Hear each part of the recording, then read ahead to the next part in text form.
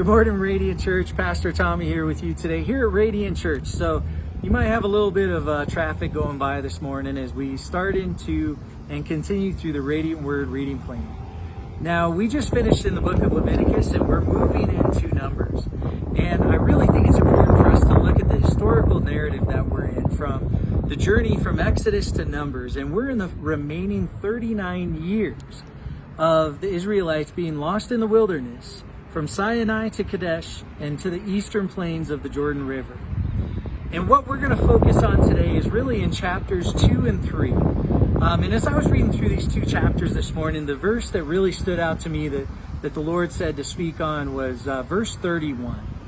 And in verse 31, this is where we read that the tribes or the forces of Dan, 157,600 shall break last and by their standard. And so really, at this point in time, what kind of rang out to me is that many of us really don't understand the calling that God has on our life or the position that God has called us to be in. And so as I'm reading through chapter 2, I'm really starting to understand and see that God is a God of order, but also organization. Now you're going to read in chapter 2 how God organized and created order for the Israelites to move into Canaan.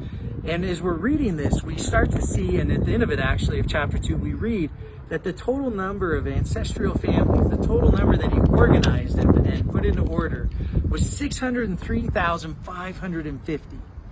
Think about that. I have trouble organizing and creating order with my 4 family members. Think about how God is being able to create order and organization through Aaron and Moses to 603,550 people.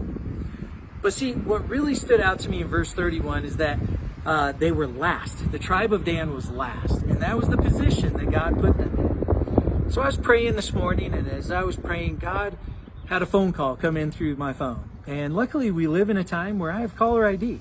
So I got to see this call and say, ooh, can't talk to this person right now. Or, ooh, man, this is going to be a long phone call. Or, ooh, I don't want to answer the call or question that I'm going to get in this phone call.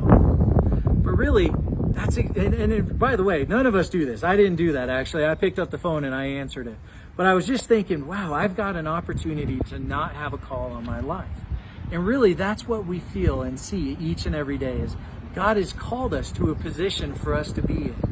But we don't want to answer because we know it's God calling. And it doesn't matter what age, what gender, what race, no matter anything that you are in, anything that God has called you in is a position that was blessed by him, that he called you for a specific reason. You see, the forces of Dan, they may have been saying when they were called to be last, why do I have to be last, God?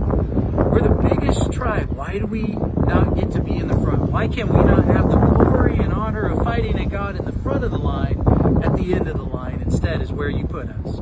Or they might have been saying to themselves, why do we have to be kind of the medics for all of the battlefield? Why do we get to see the dead bodies and all these things? But really what God was calling them to be was in that position because he knew the tribe of Dan and what they could do. You see, God calls us all out. And it's not whether you are first or if you are last, but it is that we are called. And that's what I want to focus on is every one of us, we are called into a position to be with the Lord. We're called to love our neighbors. We're called really to just spread the gospel of Jesus Christ. And we are called to, no matter what, to live in his grace and the salvation given to us through Jesus Christ. Now, as we go through today, I just want you to really pray about this and really look at the position that God has called you in. And really to look and stand up and rise up to walk into the calling that God has for you.